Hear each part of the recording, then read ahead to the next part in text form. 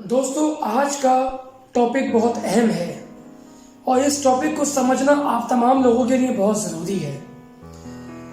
ہم نے یہ مشاہدہ کیا ہے کہ پاکستان کے اندر ایک لفظ بہت تیزی سے سرکولیٹ ہوا ہے۔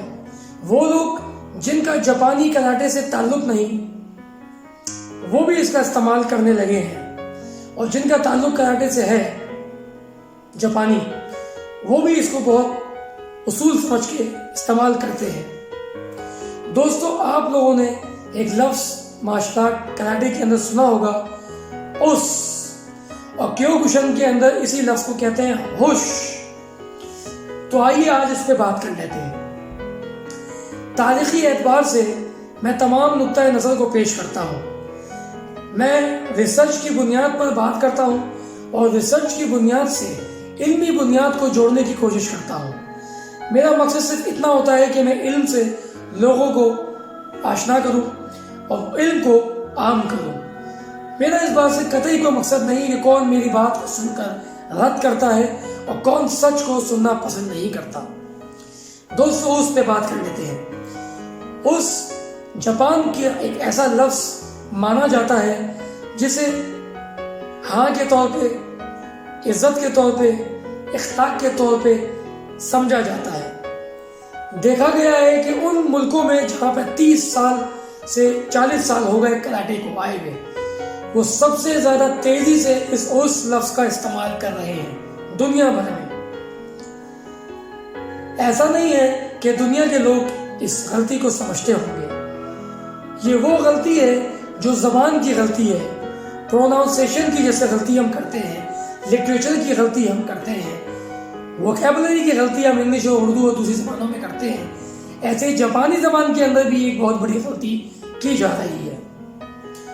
وجہ صرف یہ ہے کہ اس کی اصلاح کرنے والا کوئی نہیں۔ مارشل آرٹ جو بہت تیزی سے پھیلا، جس میں ان الفاظوں کا استعمال عام ہو گیا۔ پہلی جنگ عظیم سے لے کے دوسری جنگ عظیم کے درمیان یہ لفظ بہت تیزی سے جاپان میں سرکولیٹ ہوا اور تمام جاپانی ڈوجوز کے اندر یہ عام ہو گیا۔ مزے کی بات یہ ہے کہ پہلی جنگ عظیم سے لے کے دوسری جنگ عظیم تک کراٹے جاپان پہنچی ہی نہیں تھی۔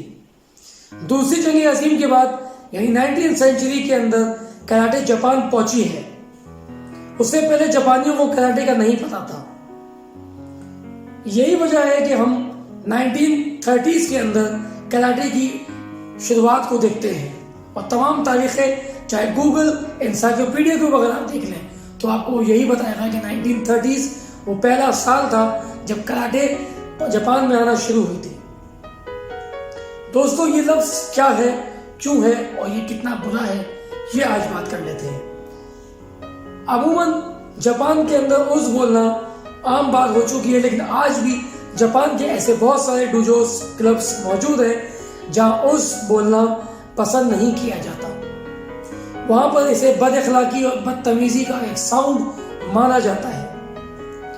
دوستو جس طرح کراٹے جاپان کی نہیں ہے، لیکن جاپانیوں نے سیکھ کر اپنے آپ کو استاد بنا کر دنیا کے سامنے خود کو پیش کیا، لیکن کراٹے کا یہ علم جاپان کا نہیں بلکہ اوکیناوا کا ہے۔ اوکیناوا کا یہ علم اپنے الفاظوں کے ساتھ اوکیناوا سے ہی جاپان آیا ہے۔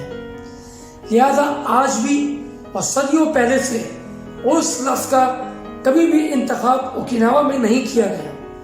اوکیناوا میں آج بھی اس کا لفظ استعمال نہیں کرتے۔ اس کا مطلب اس پہ بدتمیزی، دنیاوی، اخلاقی، ہر اعتبار سے بد اخلاقی میں لیا جاتا ہے۔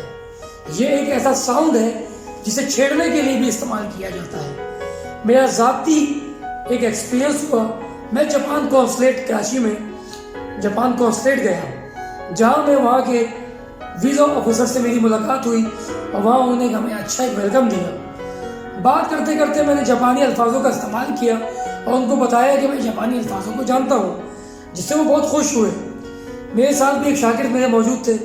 پھر میں نے ان کی بات کو اوکے کرنے کے لیے، قبول کرنے کے لیے کہا اوس، تو وہ میری شکل ایسے حیرانگی سے دیکھنے لگے کہ یہ لفظ کیا بولا۔ پھر کوئی بات ہوئی تو میں نے ان کو اوبے کرنے کے لیے کہا اوس۔